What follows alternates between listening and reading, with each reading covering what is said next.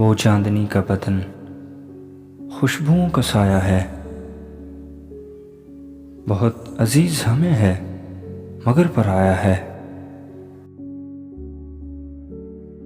उतर भी आओ कभी आसमां के जीने से। तुम्हें खुदा ने हमारे लिए बनाया है। कहाँ से आई ये खुशबू, ये घर की खुशबू है।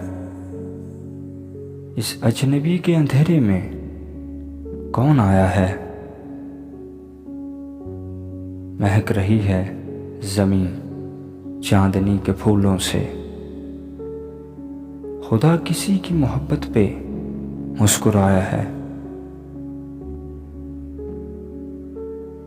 उसे किसी की मोहब्बत का एतबार नहीं। उसे ज़माने ने शायद बहुत सताया है। तमाम उम्र मेरा दिल उसी धुएं में घुटा। वो एक चिराग था, मैंने उसे बुझाया है। वो चांदनी का बदन खुशबुओं का साया है।